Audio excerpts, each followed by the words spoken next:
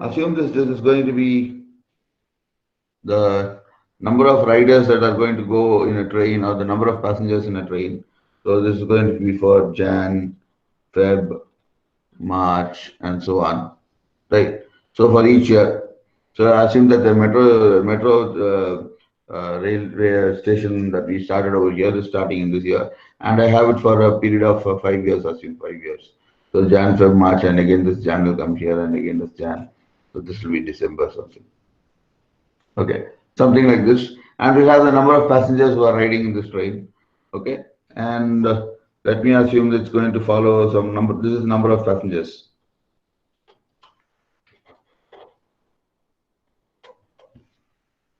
This is number of passengers. So it's going to be something like there are many people in the metros during the working days, and during the working days there are many people, and during March and during the vacations there are very less people, and then again it's increasing. The next Jan we see even more number of people, and again during the vacation it is decreasing, and the next Jan we see even more number of people, vacation which is decreasing, and so on. So you got the idea behind this. So during the normal months, a lot of people travel. During vacations, very less people travel. And each year, the number of passengers keep on increasing. That is a scenario I wanted to explain. So where is this four components that I told you? Level. What are the four components?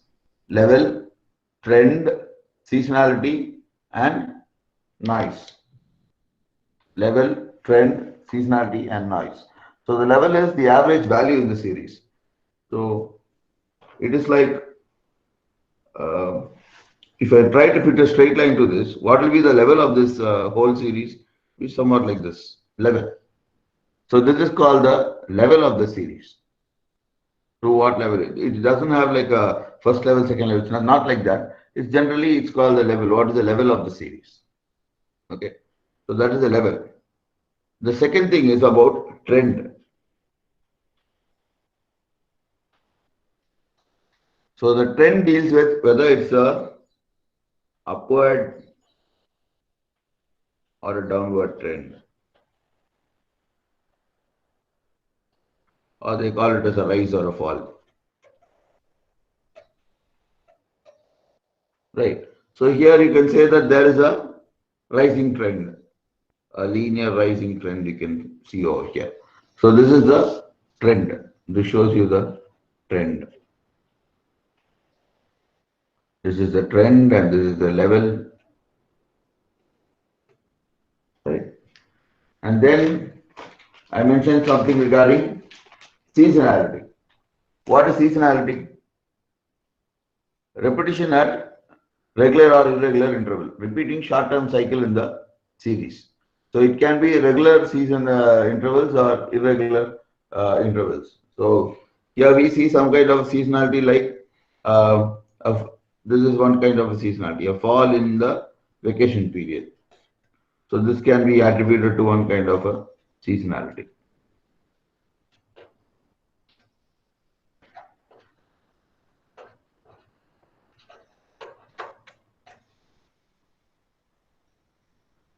So this is a kind of a seasonality that is repeated regularly, a periodic retrieval. And the final thing is noise. Okay, noise can suddenly, we can say something like happen like this.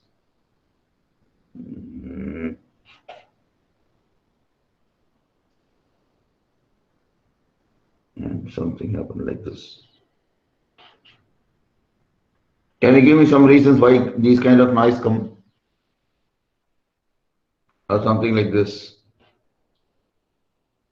A sudden dip, a sudden raise. For this scenario, can you give me some examples? Anyone? Can be some error. This can be data error, right? What can the other thing be? A strike. It may be a strike on that day, so nobody used metro, right? It may be a metro strike, or it may be some other general lockdown. Lockdown, nobody uses the metro, right? So it can be something like that. Or there is a sudden raise somewhere. That may be due to bus strike and share auto and cab strike, everyone started to go in the metro for 2 days, and that can be attributed something here. So these kind of things can be counted as noise or outliers or some peculiar events. Okay, so these are the four components of any time series data. And before we go into prediction or using this kind of data, we need to analyze what is our goal. Like in the previous presentation, we saw that there are two goals of time series analysis or temporal mining, right? Mining is about extracting knowledge. So we need two kinds of knowledge. One is descriptive or analytic kind of knowledge, and the next thing is about predictive. So when it's descriptive, we are more into finding patterns and sequences that are repeating and something like that. And when it comes to predicting, we are more into forecasting or predicting or foretelling a future value. It's like either it can be interpolation, I want to fill in a missing value, or I want to forecast how many riders will come after another 10 years, something like that. It can be extrapolation or interpolation, whatever it is. So both these kinds of goals are there. So it can be a descriptive goal or it can be a predictive goal. So whatever the goal of our temporal mining is, it is essential that we do some kind of a pre-processing to the data and make the data more real and more efficient for the data to be processed and predicted. So some methods may require pre-processed data. Pre-processing in the sense we should not have too much of seasonality highlighted. We should bring down the effect of seasonality, and we want to bring down the effect of the trend and things, and try to predict on a plain leveled data. So it depends on what kind of prediction algorithm you're going to use, how the prediction algorithm would fare. So based on the goal of your mining, you need to apply some basic temporal pre-processing tasks. So we look into what are some of the tasks which you have. Hope you understood the four components, right? And there are two models in my temporal data representation. So a model is like you have an additive model and a multiplicative model. When the level, trend, and seasonality and noise are going to be linear, then we call it as an additive model. And if they are going to be somewhat kind of an exponential or polynomial kind of a thing, then we call it as a multiplicative model. So these kinds are represented as a addition and a multiplication model. That the basic thing is about linear or exponential kind of thing. You have some examples as shown over here. So we see here. Oh, this is not the slideshow.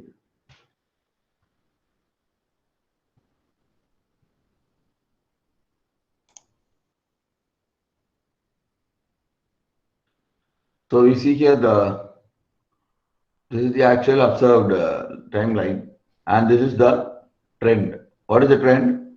It is a rising trend, and there is no seasonality, and there is no error or any kind of error or residue. They have not calculated. Nothing available here. This is one example. So this is called something like an additive trend or a linear trend. Okay, linear rising trend. And this is called somewhat an exponential trend. What is observed and there is a trend and there is no seasonality, right? And here comes the linear trend. So this is our observed timeline trend. And what is the trend? It is a basic linear trend. This is the thing that highlights the trend. The seasonality has been removed from this component. From the observed values, the seasonality has been removed. And then there is a trend that I have. And this is the seasonality alone. So you can see here how the seasonality alone is captured. So this is the seasonality, this is the trend, and this is the residue of these two.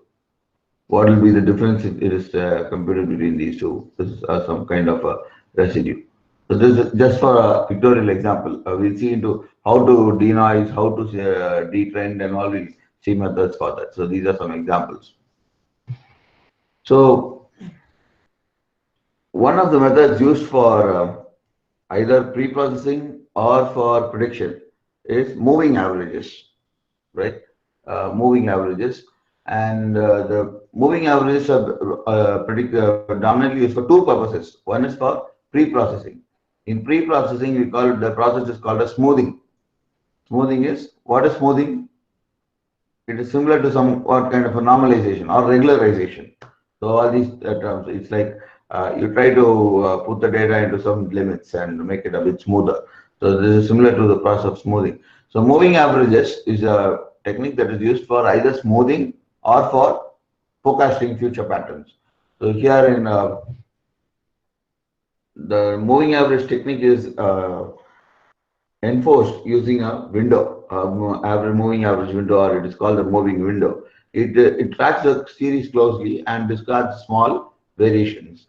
And the forecast would, if it is forecasting, it should yield a minimum error. And if it is going to be smoothing, it should discard small random variations in the time series. So there are two kinds of moving averages. One is centered moving average and the other one is trailing moving average. So as I showed you,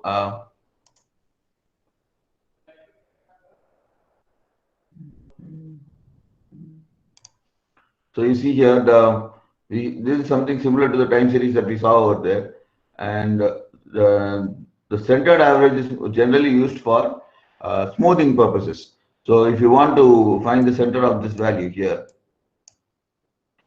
you'll be taking the average of all these 5 points, 1, 2, 3, 4, 5, 6, 7, and you'll be replacing all this average of these 7 points over here. When you move here, the window will move one more time period, and you'll be taking the average of all the 7 points covered in the window, and you'll be replacing it with the average of the window for that point. So the centered moving average window would take the average of some past n minus t things and future n plus t things and replace it for centered kind of replacement. And this trailing moving average window is generally used for forecasting. Generally used for forecasting, where you can see that this will be predicted, filled up based on the values in the past. The average of all this will become this value. Okay, so this you can imagine. If I happen to draw the same window over here, then you can predict some 7 values ahead, right? No, sorry. If you happen to put a window over here, you can predict the value over here. So this is the logic behind the moving average window. So how do we compute it? Here is the computation for a moving average. The value of yt is going to be yt plus 1 odd width. If the window is odd, then you have, where is it? The window is of an odd width. Then the value that we want to predict yt is going to be yt minus 1 plus 2 plus this value, and replace the yt with that value. Yt with that supposed value. And then in this case, are moving. This is a centered one. And then if you have an even width window, then you can take 4 and 4 and then average between the two, and you can put that value in your t. So odd width, obviously you will get the centered value, and for an even width, you can take the average of 2, 4 windows or whatever n by 2 approach, some average. The idea is replace the central value using a average of the whole number of values found inside the moving window. That is a technique behind the moving average.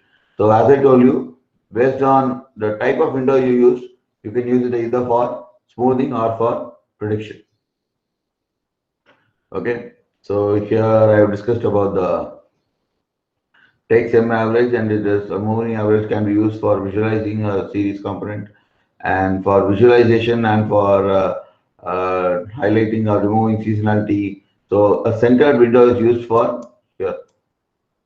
A centered is for suppressing seasonality and error. So I hope you understand what is seasonality by now, right? So you can use it for suppressing seasonality and error.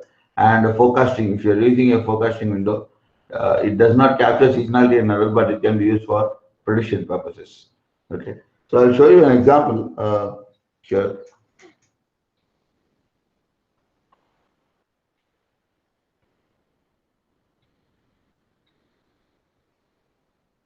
So I have a time series data here.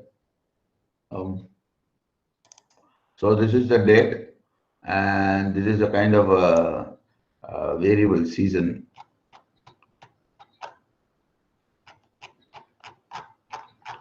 Season, quarterly season, half-yearly season, or some variable over here.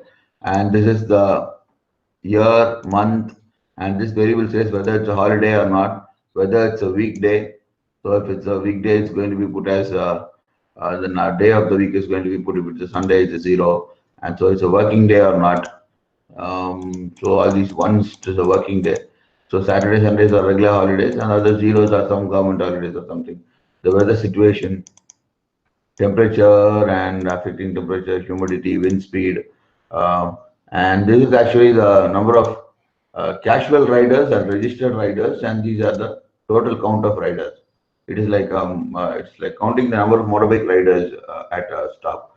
So it is casual riders, registered riders, and total number of riders for a given day. So this data is I'm having this data is publicly available.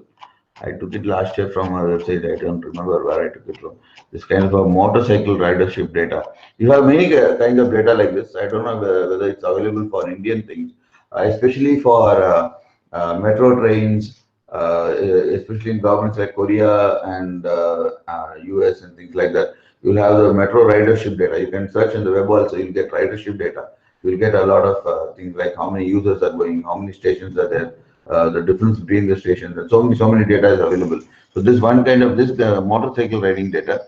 So that's why all these factors are considered: wind speed and humidity, temperature, working day. All these kind of factors are considered. Now the factors that we are going to be interested is in this count and the day, and these are the only two things we are going to be interested. So I took only the count and the month and the day, three variables, and for each day I have the count variable.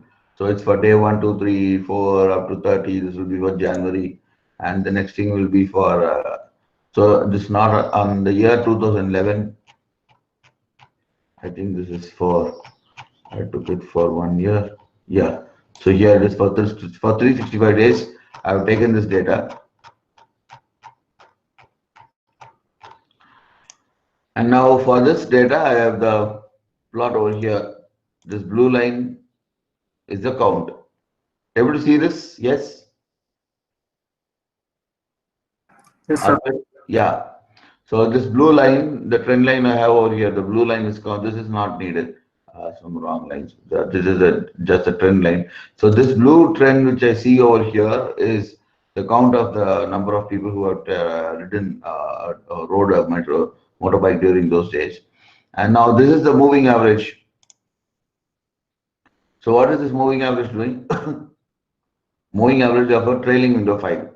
So this, what is the window length? So this is the average of 5 values over here. This is a moving average of 5. And this is a moving average of 10, window length 10. And this is a moving average of 20. You have to get what is the moving average window? Yes or no? Yes, sir. So this is the trailing value for a moving average of 5, trailing window of a moving average 10, and a trailing window of a moving average 20. Okay. So these are the three things I've used here. And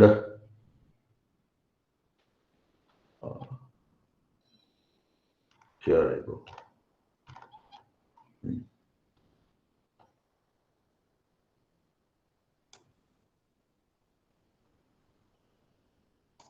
Okay. This is for 1 year. You can see here, as I choose this data, you will see this data over here. And this is the moving actual data, right?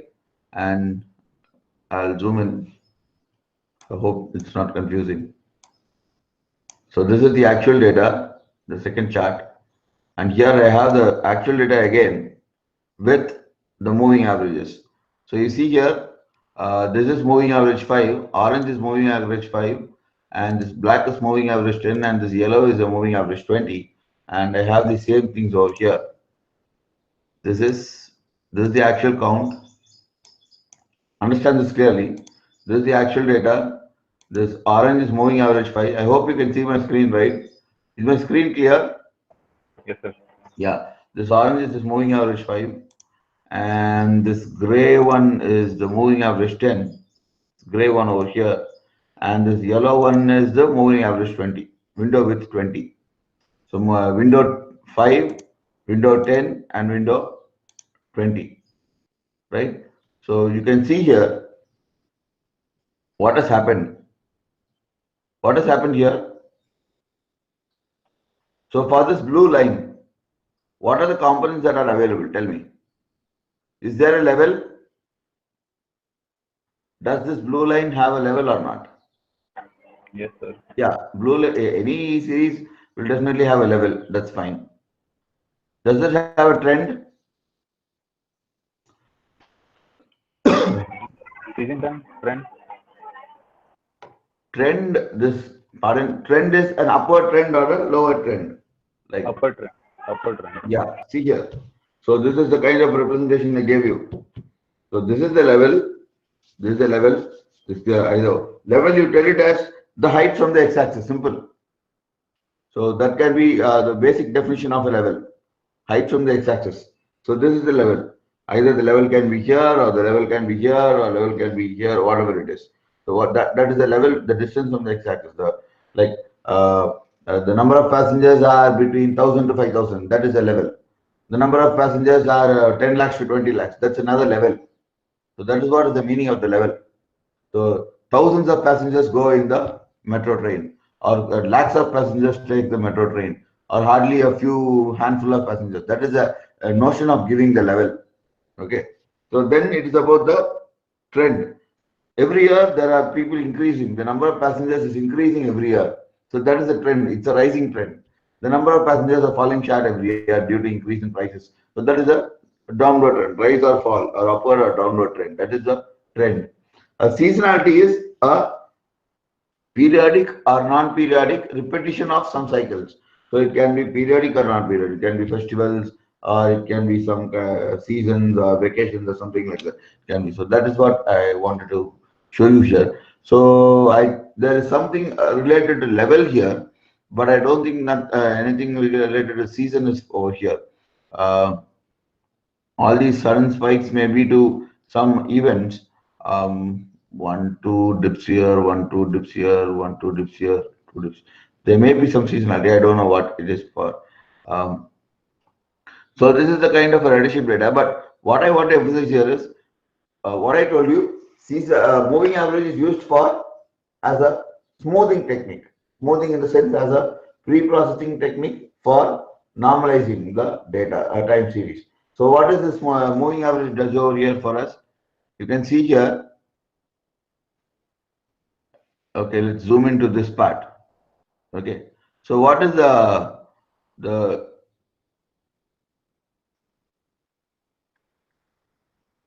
you can see over here. The larger the window, yes, the more it smoothens. The larger the window, the more it smoothens. So this is the 20. The yellow is the 20 and this orange is the 5. So this orange captures these noise, noise or a seasonality to some extent, but significantly low. Okay, to some extent. The 10 you can see to somewhat even more, and this 20 it totally ignores the noise. It just follows the trend. That's it. Just follows the trend. So if we are going to use this for our prediction, okay, if we are going to use this for our prediction, what will be the mean square error, root mean square error? That's depicted over here. The root mean square error of these three moving average windows is predicted over here. So what is root mean square? What is error? Someone, what is error? So the deviation from the actual data. Yeah, deviation from the actual data. It's all the predicted minus the observed data. So that's what I've done over here.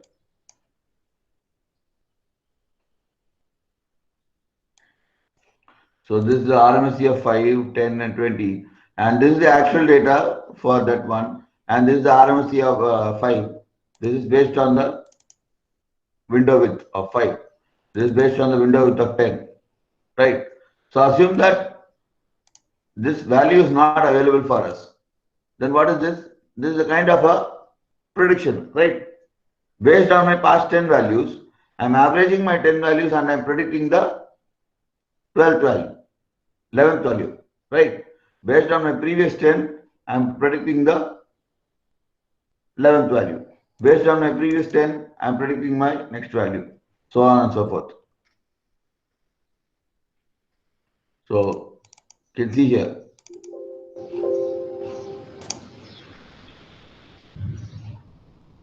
So anywhere. So this value will be based on the previous values. Likewise, this is based on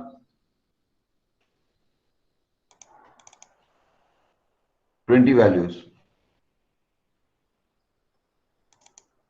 So you can see here or here or wherever I take.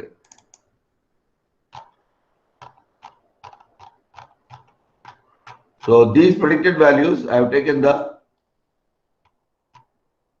difference between this and this. This is going to be the difference between these two values. Root mean square values, right? Square root of d7 minus a, difference between these two values whole square. Root mean square of the error, right? So this is the root mean square error of 5, 10, and 20, right?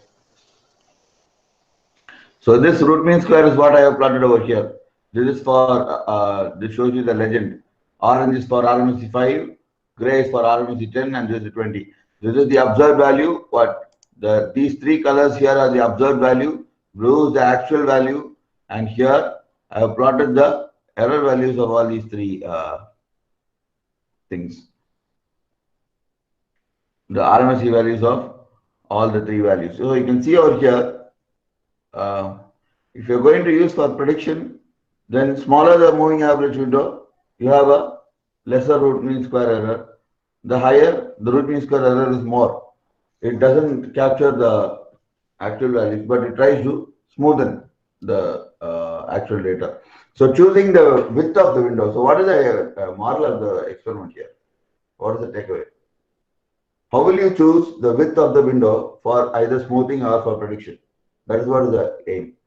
So there is no predefined technique or thumb rule that this is best for this for suiting data. It depends upon how your data is, what is the kind of seasonality you have, whether you have trend, whether you have, whether your data is follows some trend, whether your data follows some kind of seasonality, and whether your data has, do you want the seasonality to be captured in your prediction thing? Based on all the goals of your temporal mining, you need to use the appropriate smoothing technique with an appropriate window size. Appropriate smoothing technique in the sense whether to use a trailing window or whether to use a centered window. And then after using the window, it's about the window width, right? So hope this is clear. Any doubts on moving averages? So differencing is used to done to useful for removing the trend and also useful for removing seasonality with M seasons. We use this if you are going to do a very generalized prediction before using a time series data. So it is we used to do some kind of a prediction differencing in order to remove the trend that is found in the data, whether you want to remove the rising trend or a falling trend. Very intuitive example would be, okay, let me 10, 12, March. I don't have a date for this.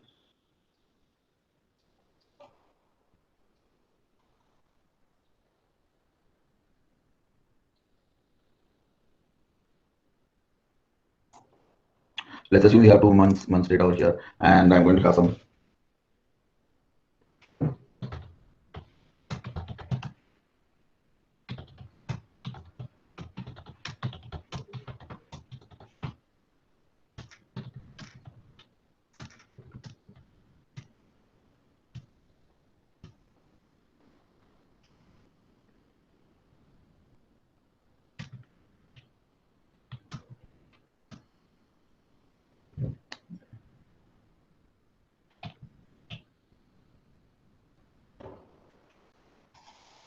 Okay, assume this is some kind of a number of tourists that visit a place during a year, and so many tourists visit during January. So let's make it as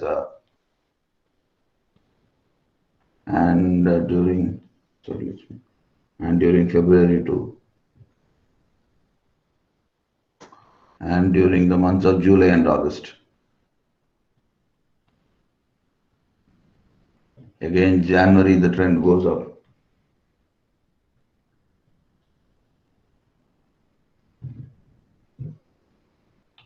And July and August, right?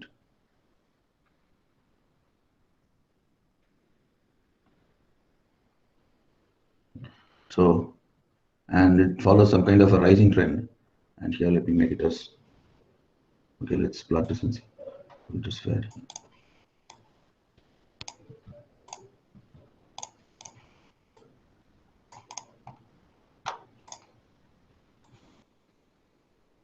So assume that I'm having 4 years of data.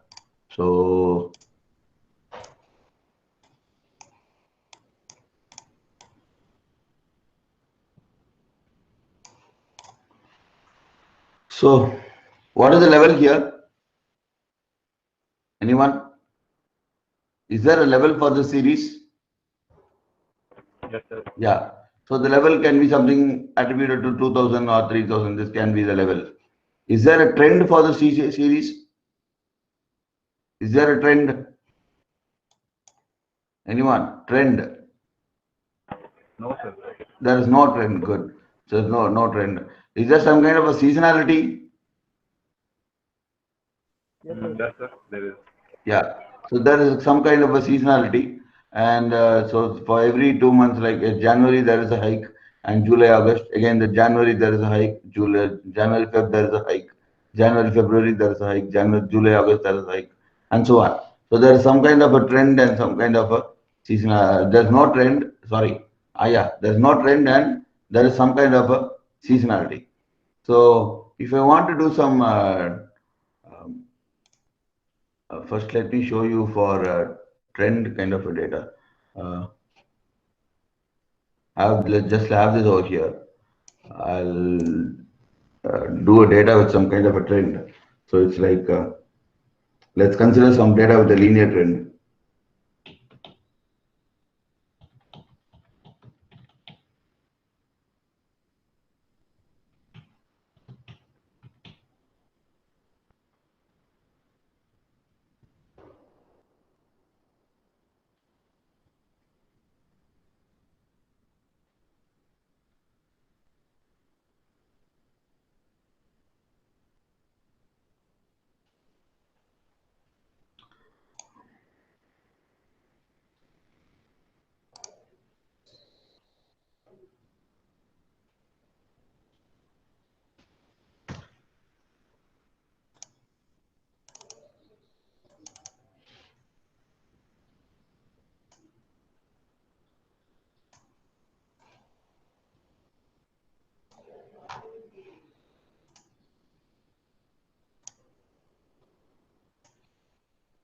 Okay, here it goes.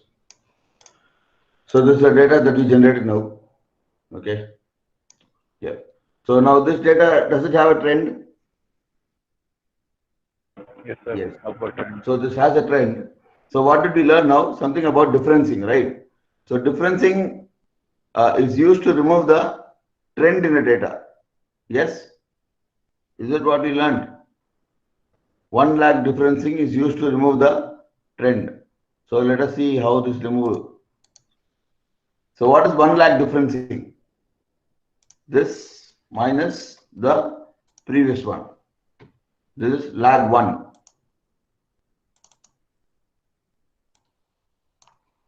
This is lag 1. And we can see also lag 2 or lag 2 differencing. This minus this. Sorry.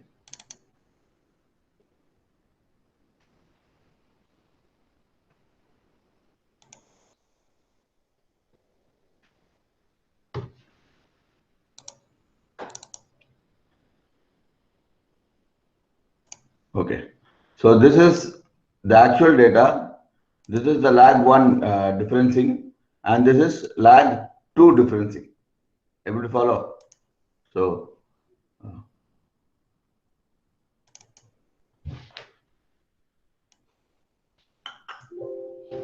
oh.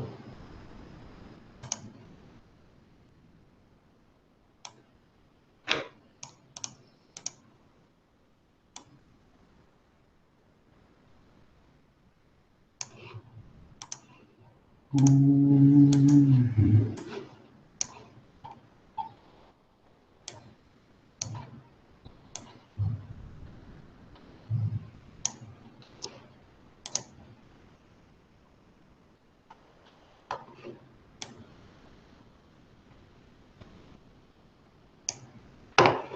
what can you observe in lag 1 differencing?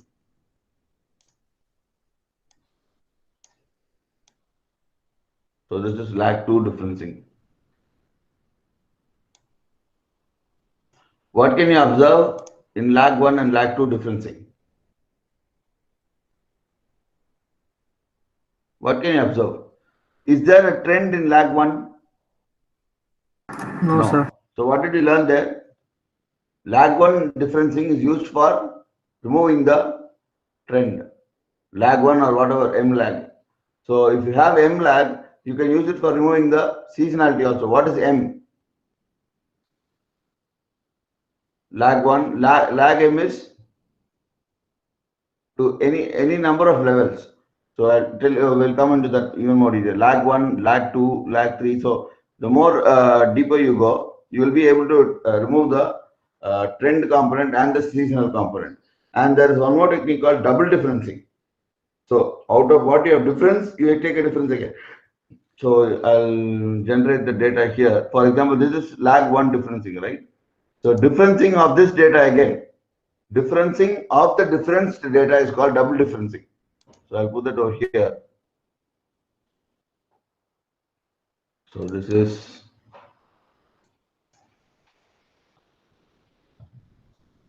lag 1. So this is our lag 1.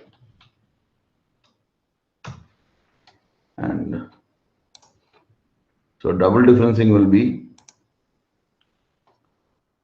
this minus this. So this is the double differencing. Hope you got understood how I did it. Lag of, I am differencing the differenced data, lag 1 data I am differencing. And for this, I'm going to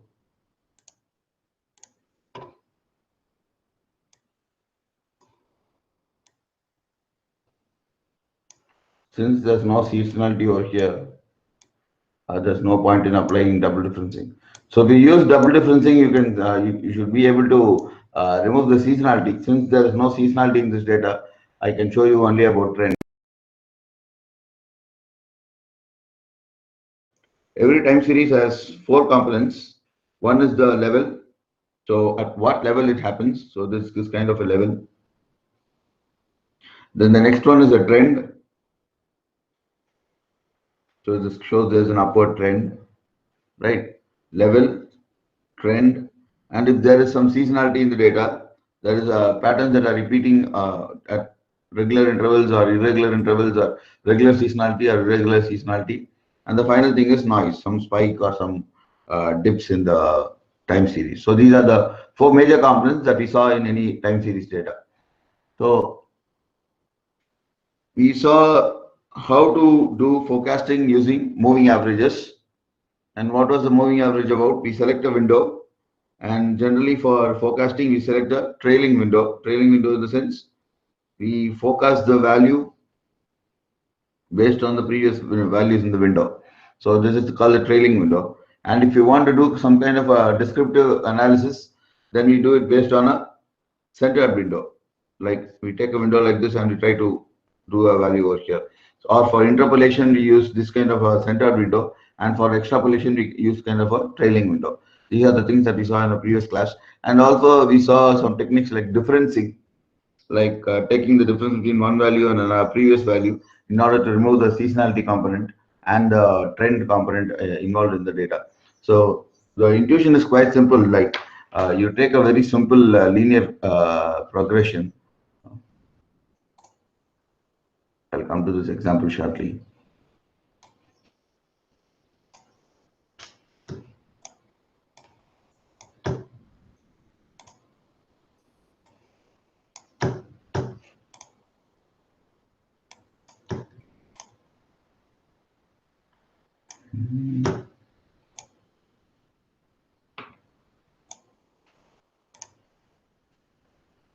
Just take a linear set of data, linear data with an upward trend.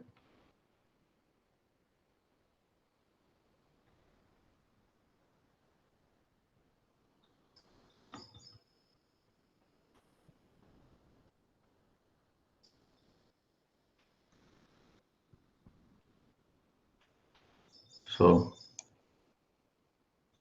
what did we learn in differencing? Differencing is used to remove the trend available in the data. So, consider this to be a data with some level of 40 with a linear trend. Pardon? So, if this is a linear trend, then how do I remove the seasonality trend in this? Yes. So, differencing, what is meant by differencing? This minus the previous value is called differencing. And when I do this, I'll be getting something like this.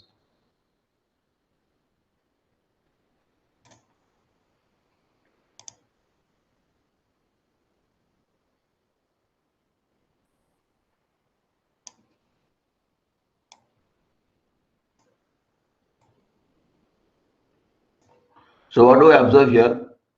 The trend is removed. You need not get the same curve.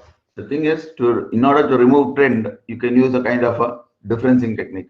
Likewise, double differencing, or when you want to difference for a data that is something seasonal, like how we saw for past time is we had some data in July and then for Jan, then we need to apply the appropriate lag differencing. What do I mean by lag? Like D4 minus D1, D6 minus. So every time you do the differencing, that July and the Jan will get cancelled out, so that the seasonality is removed. So when applying differencing, you need to have some knowledge about the data so that you can apply appropriate lag values in differencing to remove the seasonality. So these were the things that we saw on that day. So basically, is the slide visible? Excuse me, slide is visible? Yes, sir. Yeah. So these are the small representation of the different types of time series data. There is no trend, and there is an additive seasonality, and there is a multiplicative seasonality. Seasonality increases as time goes by, and there's an additive trend, and additive trend no seasonality, additive trend with some seasonality, and this is a multiplicative seasonality. Yes. And then this is a multiplicative trend. The trend itself is not linear, but it is kind of an exponential. And this is a trend is a polynomial fitted with a more complex, the degree of the fit goes more. And this is kind of a polynomial trend. So it's like your signals which we see in our from the sensors and all may have a polynomial trend. So these are the various kinds of trends, and these are the various kinds of seasonalities that may occur over the trend. So these are the different types of time series data you can have. And we also saw what is differencing, how differencing can be used for removing the trend and seasonality in the data. And today we'll be seeing about some more smoothing methods. So for the previous, we saw how moving averages can be used for smoothing, and also we saw how moving averages can be used for prediction, also forecasting. And here we are going to see how more exponential smoothing, a smoothing method, can be used for prediction and as well as for smoothing. So there are three kinds: simple smoothing, whole smoothing, and winter smoothing. So we use these three kinds of smoothing for three different types of time series data. The simple exponential smoothing is almost similar to your um, moving averages. So if you have some weighted values with the moving averages, that is going to be the simple exponential smoothing. We are not going to go into that.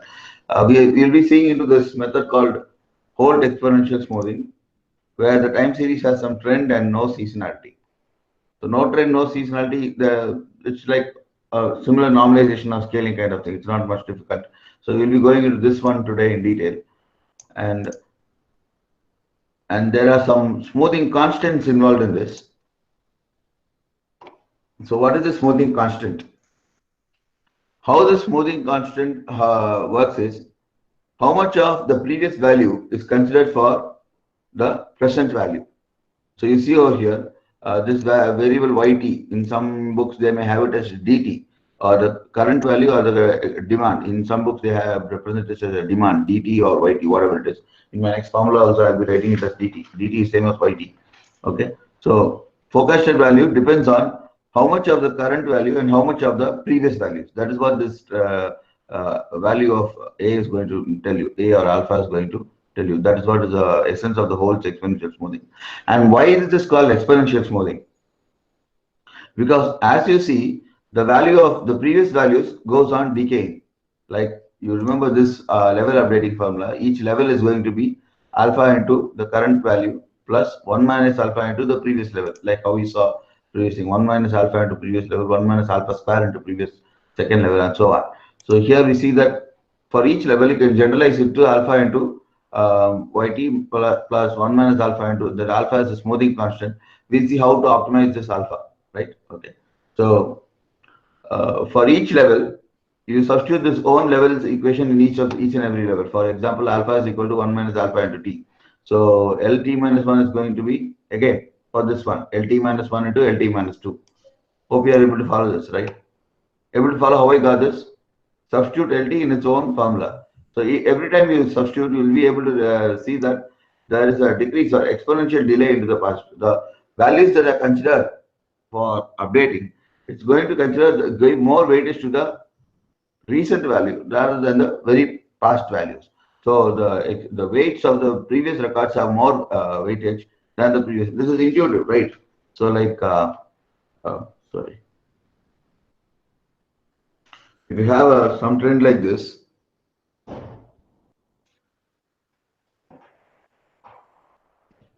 so something is going to go like this. So the next predicted value should give more weightage to this and some kind of a less weightage to this. If the predicted value is going to give equal weightage to everything, then the predicted value will directly fall over here, because if it's going to give equal values to all these things. So the predicted value should give more weightage to the present value and less weightage to the previous values. That's why this exponential smoothing is the weight factor decays exponentially into the past. So that's why it's called exponential smoothing. Any doubts about this till here? Okay. Yeah, fine.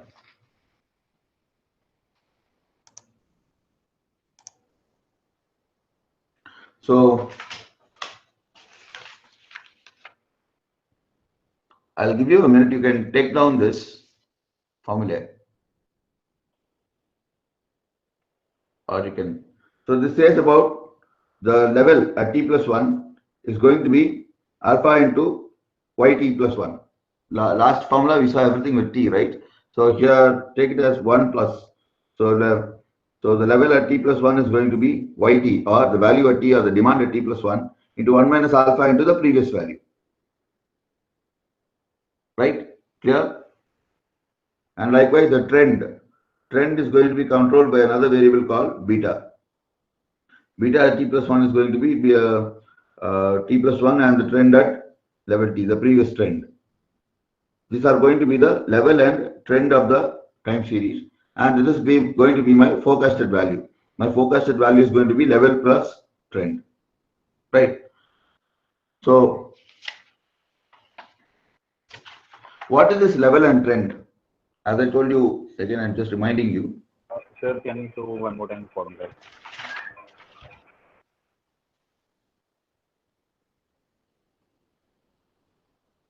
Just use your snipper and take a snip, done.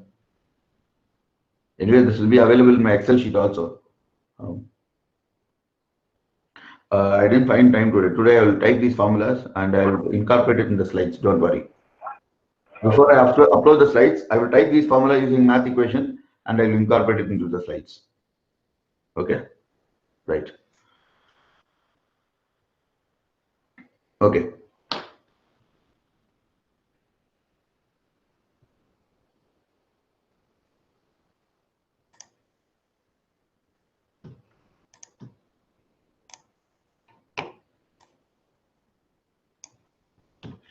So this is the same. Able to see my Excel?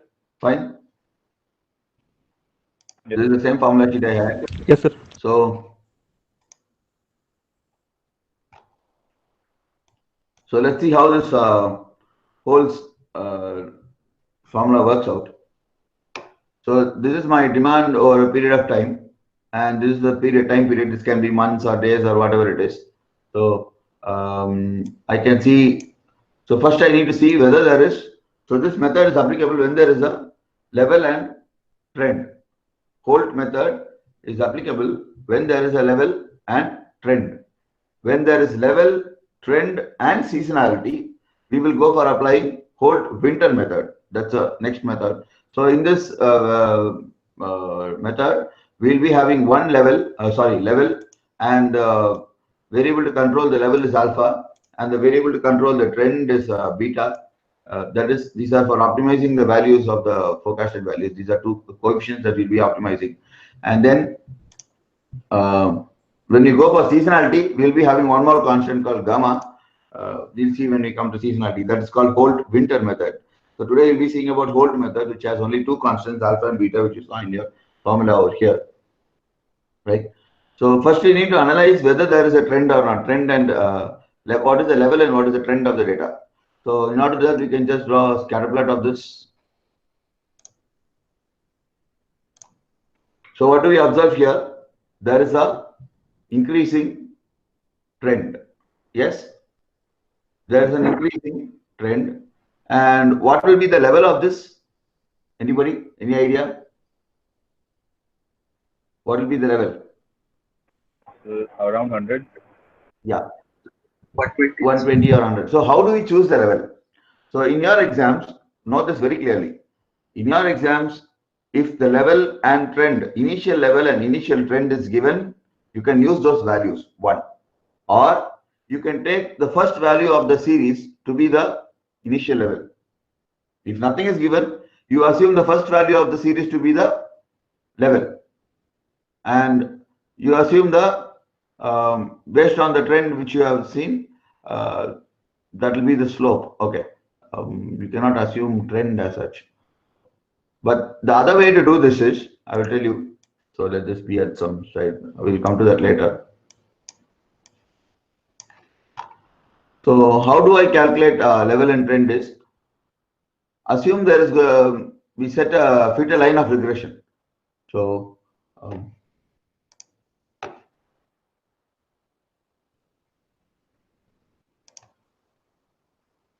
so using the data analysis pack, I choose the regression, and my input variable y is going to be this one, and my x is going to be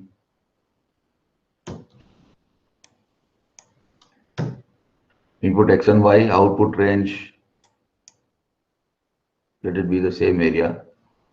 Okay. So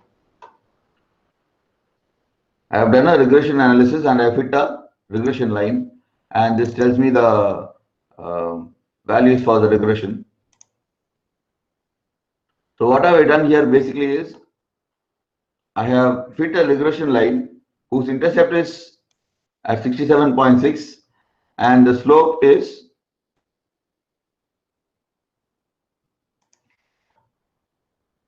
14.82.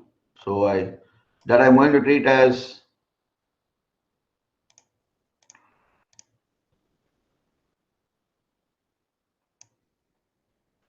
so. Coming back to my explanation here.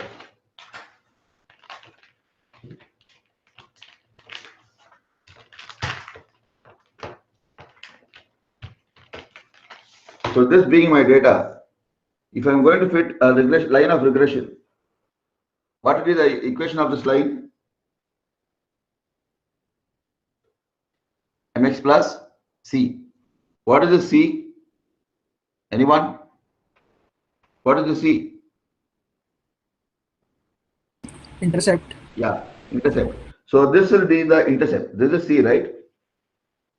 This is the intercept, and this is the slope. So how does this correspond to my time series? The intercept is my level, and the slope is my trend. Got this? So for my given time series, I have fit a line of regression, and I'm taking the slope and intercept to be the initial level and trend of the time series. Got it? So 67 is my, let me see.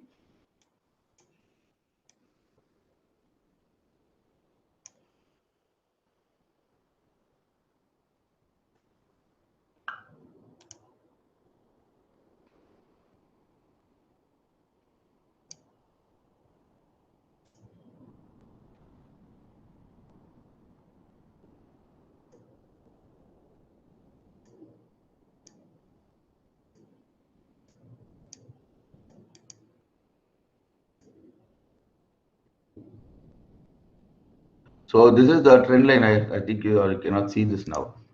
If this is the trend line, or will cause the data to be more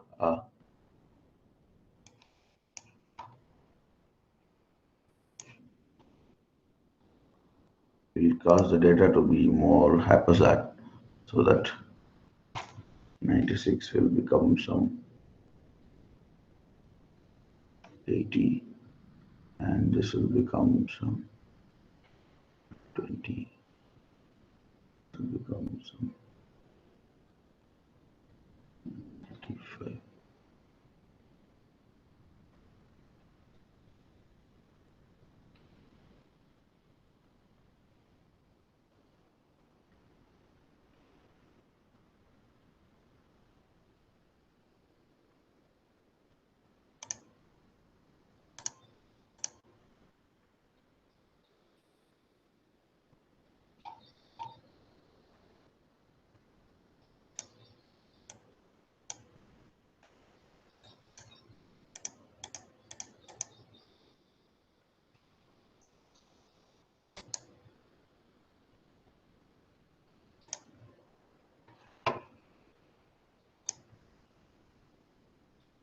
Okay, so this is the equation of the trend line. So able to get this, what I have done here. So y is equal to mx plus c. So this is the intercept 66.667, somewhat close over here, and this is the uh, slope mx. So my slope is the initial trend, and my level is uh, the intercept I have. Clear with this? Any doubts regarding this? Yeah, man, yes or no? No. Yeah. So the trend of my time series is the slope, the general slope which I have, and then the intercept will be my level. So that's more intuition to do that, right? So hope you understand how I got it. So you can use linear regression to calculate that. So once you're done with that, the work of this is done. We'll throw it at some corner. And now what we need is all this. So we did all this linear regression stuff for taking the intercept and close values.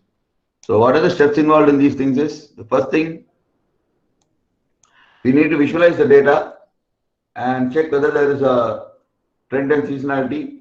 If there is seasonality, then we need to determine how the seasonality is there. So in our data, there is no seasonality. So there's only trend, and choose appropriate forecasting method. Since there's only level and trend, you are going to go for Holt method, and then we are going to do the forecasting. So what are the formulae for us to calculate the next level? LT plus 1 is going to be, here is the formula which I wrote on the paper. LT plus 1 is going to be alpha into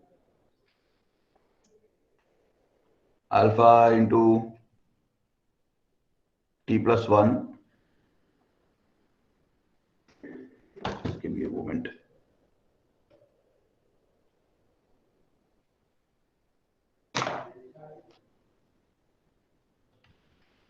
It's going to be alpha into T plus 1 plus 1 minus alpha into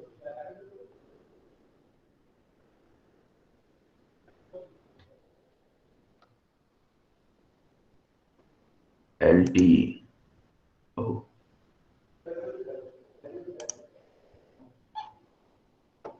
LT is going to be D2.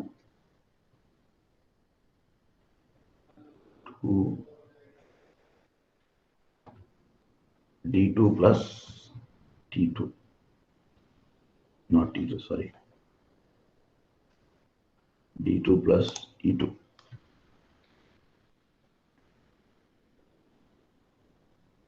And I need to make these as standard variables.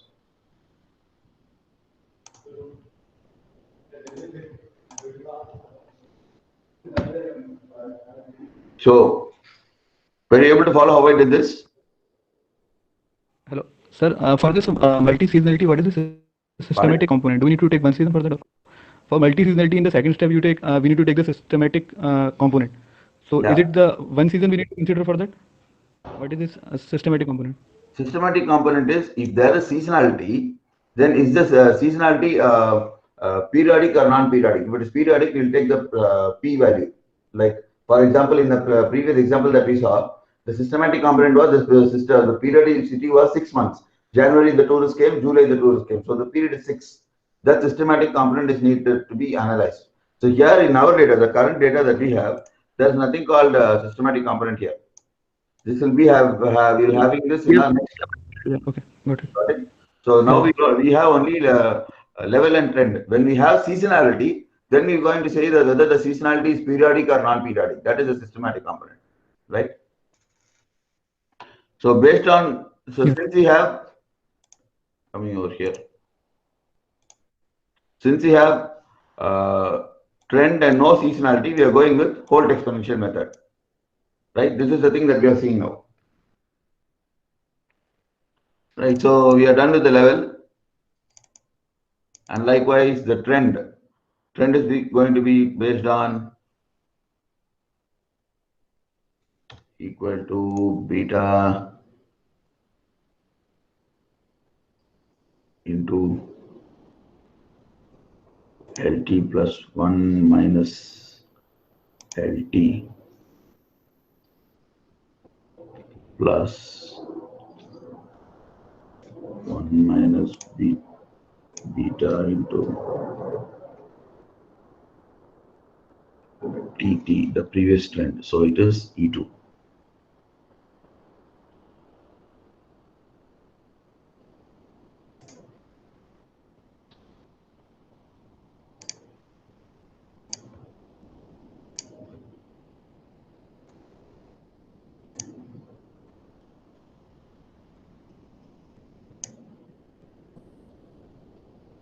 Right?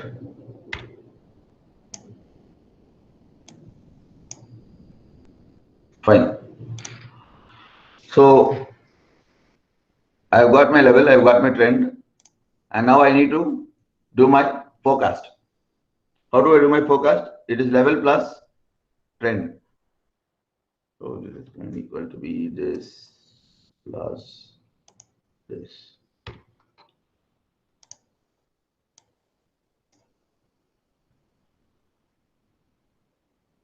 What is error? What is error? So by the way, Plus minus. yeah. So by the way, before I go to the error, what is this formula over here? What is this? Anyone? It is a regression by formula like y is equals to mx plus c. Exactly. Good. So this y is equal to mx plus c. So y Initial is trend. yt or the exact this demand. So based on these values, we took the regression line, right? So the best fitting line for this yt is equal to mx plus t. X is the time variable for us here. So mt plus t and t naught. T naught is this is t naught.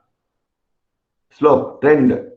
Initial trend is slope and L naught. Initial L. This is L naught. This is L naught and this is T naught. Able to see my cursor? T naught and L naught. So this is the intercept and this is the slope. So that's what I have given over here, right? So that's the formula over here. So error is going to be forecast predicted minus observed or observed minus predicted, whatever it is.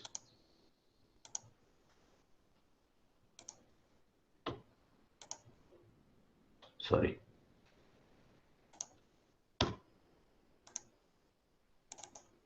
So square error is going to be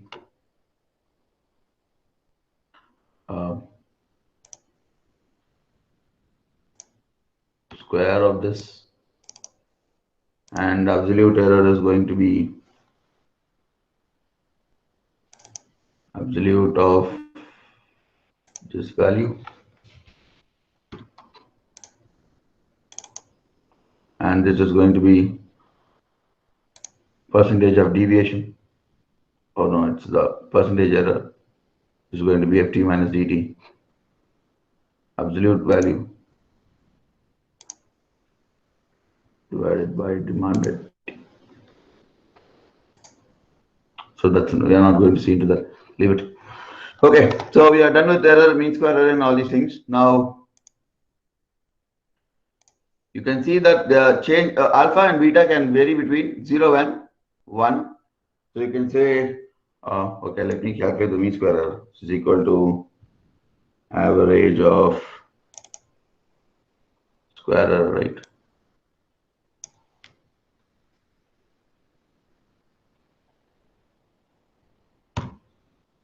And this is going to be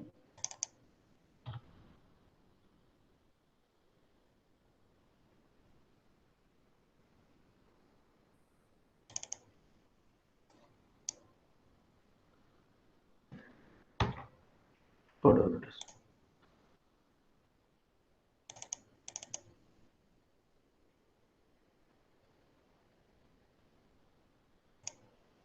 Okay.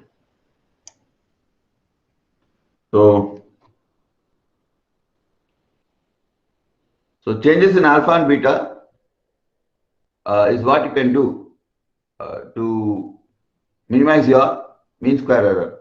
So what does alpha do? Alpha controls the level and beta controls the trend, the two coefficients that you have, so that you can minimize. So 267. So what is the value of alpha and beta you can have?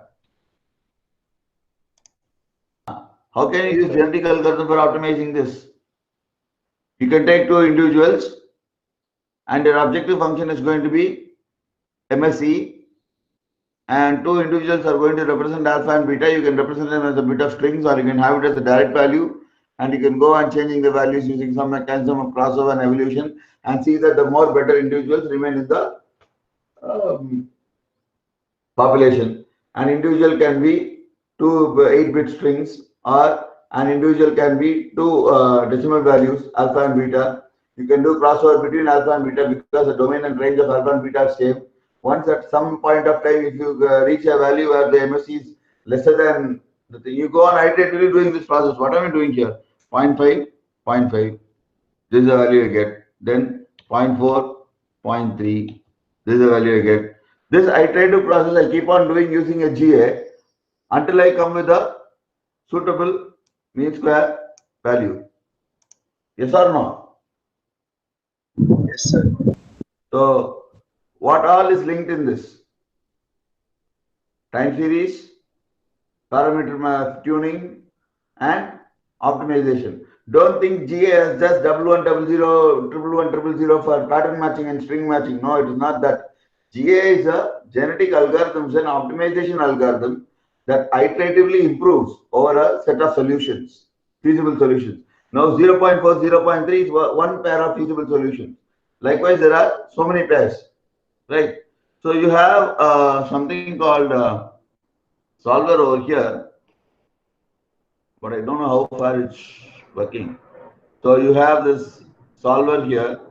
So you have objective function is to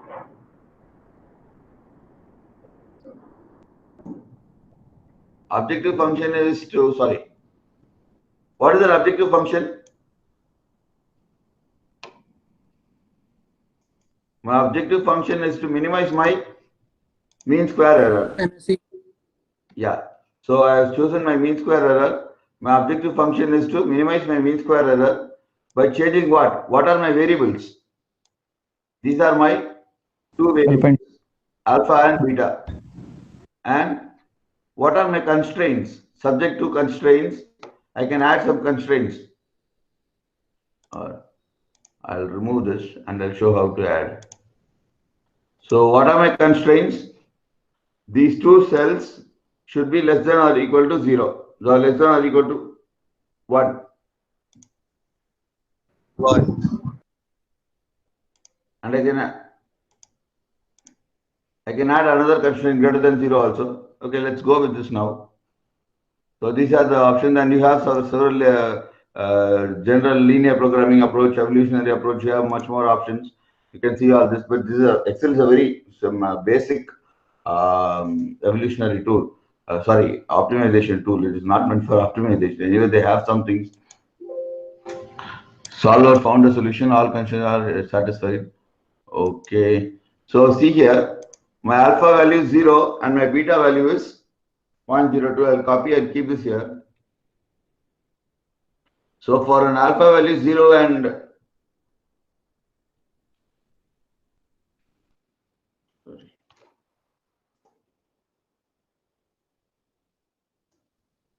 so for alpha value 0 and beta value 0.2, I've got a value of 139. You have any other value, I think it should be more than 139 only. So you see here, 0.5, if you can find a better value, then maybe you have a better optimization with 0.2 or 0.5. Definitely you will not find a better option than this. Visualize the time series data, capture, analyze and see whether there's a level, trend and seasonality. Appropriately determine the, there it is. Determine the systematic component. Since we are not dealing with seasonality, we have seen only with trend and level. So no systematic component. Use the appropriate forecasting method. And now, before I close, appropriate forecasting method, populate the tables, compute the error, and then optimize. All this I have done. So now, where is this? This is all about training and validation. So now I have fitted the alpha and beta values for my demand, and now how do I do the forecasting for the rest of the values? Here lies this formula. So this is for t plus 1, and for now for t plus n, it's going to be level for this one. For the next one, it's going to be, if it's going, I want to extend it more, equal to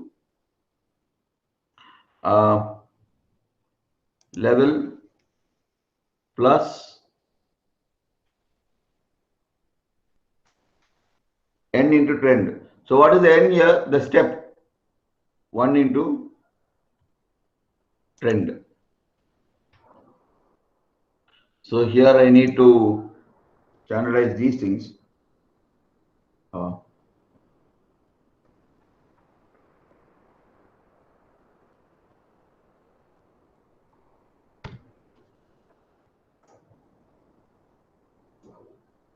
But I need to do a small change over here. What is this n now? For the second value is going to be 2. For the third value it's going to be 3. For the fourth forecasted value is going to be 4. So this is my forecast. So got this? So insert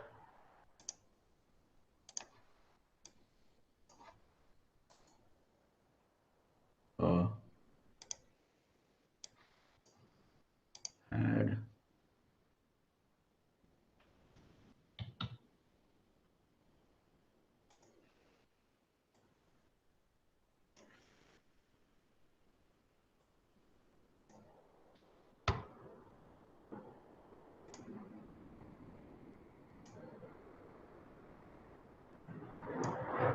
so I think it has overwritten that previous one. So this is my forecast, and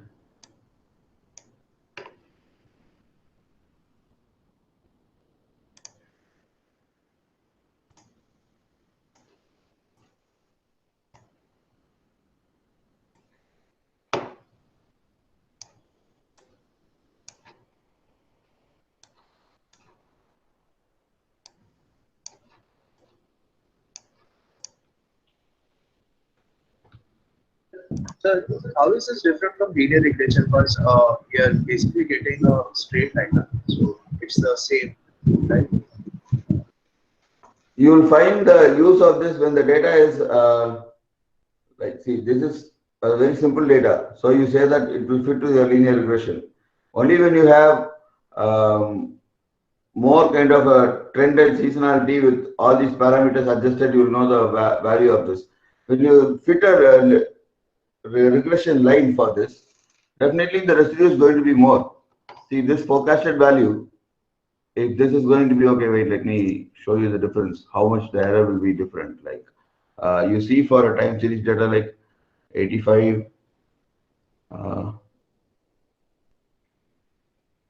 80,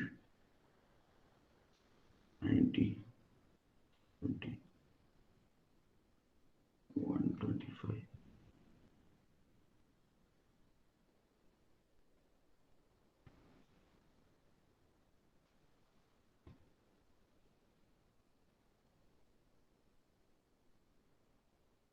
One 110 becomes 1. So, okay, just imagine you are going to fit a linear regression line for this one. This is your actual data, right? This is your actual data, and this is your forecasted data. If you are going to fit a linear regression line, and if you are going to interpolate somewhere over here, right, you may have more of an error value. So, fitting an optimal trend line is not equal to your line of regression. It's not like a regular linear regression line. So if it is something more of a polynomial regression. Able to get this? Yes, sir. So this is not something like a linear regression. So